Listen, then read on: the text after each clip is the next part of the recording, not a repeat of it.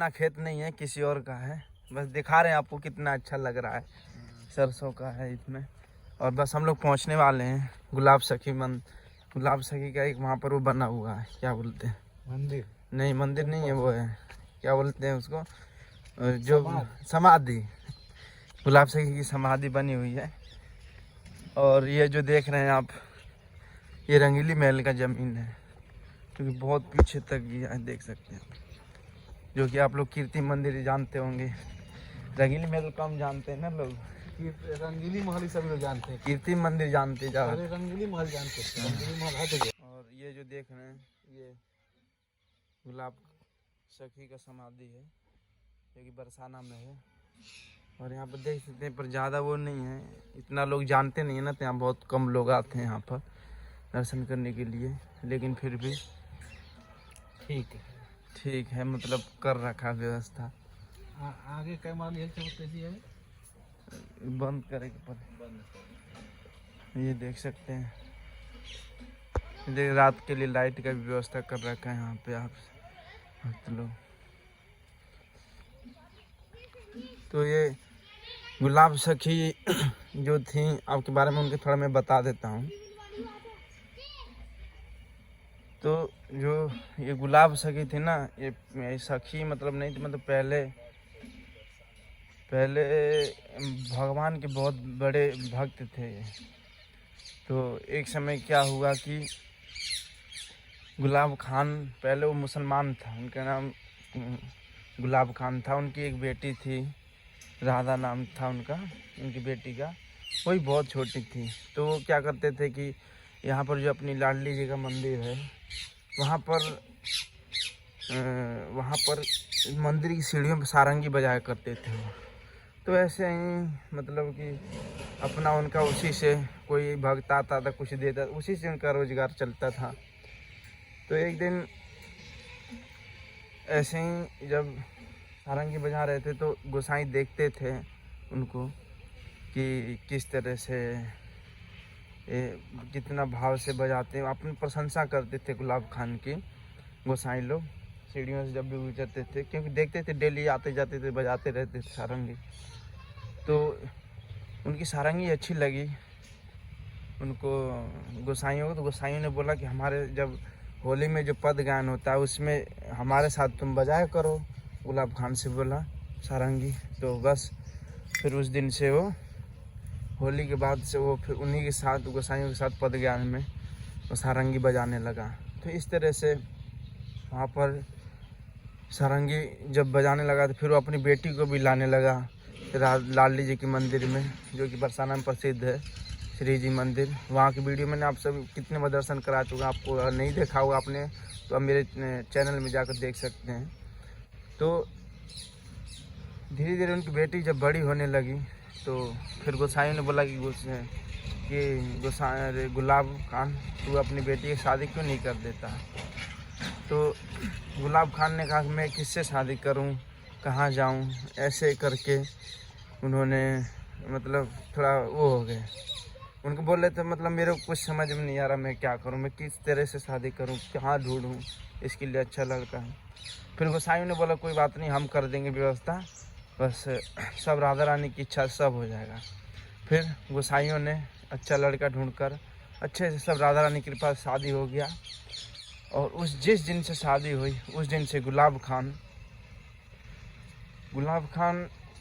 की उसकी अपनी बेटी के वियोग में इतना मतलब कि वो हो गया कि कुछ मतलब उसको कुछ पता ही नहीं चल रहा था क्या हो रहा है मेरे सामने। वो जाके मंदिर की सीढ़ियों पर बैठ गया और 3 दिन तक बिना खाए पिए, कुछ नहीं, ना अन्न न पानी, कुछ नहीं। सारंगी भी साइड में रखकर चुपचाप बस न मतलब एक समझ लीन है, न सो रहा था न जग रहा था, बस अपनी बेटी के वियोग में मतलब कि खो गया था। तो जैसे ही 3 दिन रात को 12 बजे, तीसरे दिन रात को 12 बजे एक उनकी, जब वो ऐसे ही थे मतलब आंख बंद थी, तो एक बेटी आई, एक लड़की आई छोटी सी, उन्हीं की बेटी की आवाज़ में बोलने लगी कि अरे गुलाब सारंगी नाय बजावे वो, ऐसे करके ब्रज भाषा में जैसे यहाँ के लोग बोलते हैं। तो उनको तो गुलाब खान तो लीन था। तो वो बोले चलो देखो मैं आई हूँ तुम्हारे लिए नाचने के लिए, आज सारंगी नहीं बजाओगे, मैं नृत्य करने आई हूँ देखो। तो उसको लगा कि मेरी बेटी का आवाज़ है। फिर वो जो जो जो छोटी सी लाली थी वो स्वयं साक्षात किशोरी जी थी। साक्षात किशोरी जी आई और उनको वहाँ पर ले गई राधा रानी महल में ऊपर ले जाने के बाद फिर उस दिन के बाद गुलाब खान का पता ही नहीं चला कहाँ गया गुलाब खान। वो भगवान की नित्य लीला में शामिल हो गया।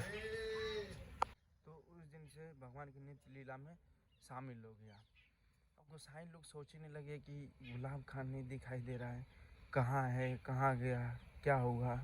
3 दिन से तब यहीं बैठा था, मंदिर की सीढ़ियों पर बैठा रहता था, तो पता नहीं कहाँ चला गया उसको। वो लोग सोचने लगे। फिर वो लोग सोचे लगता है अपनी बेटी के वियोग में, लगता है उन्होंने सोचा कि मर गया मतलब। फिर उसके बाद उन लोगों ने यहाँ पर ये जो देख रहे हैं आप, समाधि बना दी गई उसकी। ये जो समाधि बनाई गई थी ये गोसाई ने बनाई थी समाधि। और फिर इसके बाद जब कुछ बीत गए समय, कुछ समय बीतते गया जैसे ही, तो एक दिन गोसाई जो था पुजारी वो आरती करके आ रहा था, शाम को शयन करा के आ रहा था भगवान को। तभी पीछे से झाड़ी में से गुलाब खान निकलता है और इनको आवाज़ देता है गोसाई जी को। अरे गोसाई जी आवाज़ देता है तो गोसाई बिल्कुल डर जाता है, एकदम देखता है भाई कोई भी डर जाएगा, एकदम से कोई पीछे से आ जाए अचानक आवाज़ लगाए। तो पहले तो आपको पता है अंधेरे में इतना लाइटिंग की व्यवस्था भी नहीं होता था। पहले लोग वो लालटेन जो होता है ना, जो शीशे के अंदर जो बल्ब जलता है वो लेकर चला करते थे। तो इस तरह का था। फिर डर गया अंधेरे में, देखा लाइट टॉर्च मार के तो देखा तो गुलाब खान। अब वो पूछा रहे गुलाब खान तू तो मर गया था, तू कहाँ से आ गया? फिर बोला कि तुमको कौन बोला कि मैं मर गया हूँ? फिर बोला कि वो खुद बोला गुलाब खान कि मैं भगवान की नित्य लीला में शामिल हो गया हूँ, मैं भगवान के साथ राज करता हूँ, मैं भगवान के साथ नृत्य करता हूँ। मैं फिर वो तो अचंभित हो गया। मैं बोला कि मैं कैसे विश्वास कर लूँ। फिर बोला कि वो गुलाब खान बोला कि मैं तो यहीं रहता हूँ, हमेशा मंदिर में ही रहता हूँ, महल में, श्री जी के महल में ही रहता हूँ। फिर बोला कि ऐसे कैसे मैं विश्वास कर लूँ। तो वो जो एक बीड़ा था, बीड़ा जो पान होता है उसमें गड़ी का जो बुरादा होता है ऐसे कुछ करके भरा रहता है उसमें, तो वो दिखाया उसने। जो कि वो गोसाई था ना, वो गोसाई भोग लगा के मतलब शयन आरती करके उनको देकर जा रहा था घर पे। तो वो उसने बोला कि देखो ये राधा रानी ने मुझे बीड़ा का प्रसाद दिया है। और वो देखते ही बोला कि अरे हाँ ये तो सही है, ये तो वही बीड़ा है। बोले कि पहले तो पूछे उससे कि क्या भोग लगाए थे। तो बोला कि मैं तो बीड़ा का भोग लगाया था। तो बीड़ा तुरंत हाथ में दिखा दिया। तो इस तरह से और फिर उस दिन के बाद वो उसी झाड़ी में कूद गया। फिर किसी को नहीं दिखाई दिया गोसाइयों को। फिर उसको तो पता चलेगा गोसाइयों को कि अब तो भगवान की नित्य लीला में वो शामिल हो गया। लगा प्लीज़ हमें कमेंट करके जरूर बताइएगा। और आप लोग चैनल पर नए हो तो चैनल को सब्सक्राइब कर लीजिएगा। तो फिर से मिलते हैं नेक्स्ट वीडियो में आप सभी भक्तों से। तब तक के लिए आप सभी भक्तों को हरे कृष्णा। और आप सभी भक्तों पर राधा रानी कृपा हमेशा बनी रहे। हरे कृष्णा सभी भक्तों, राधे राधे।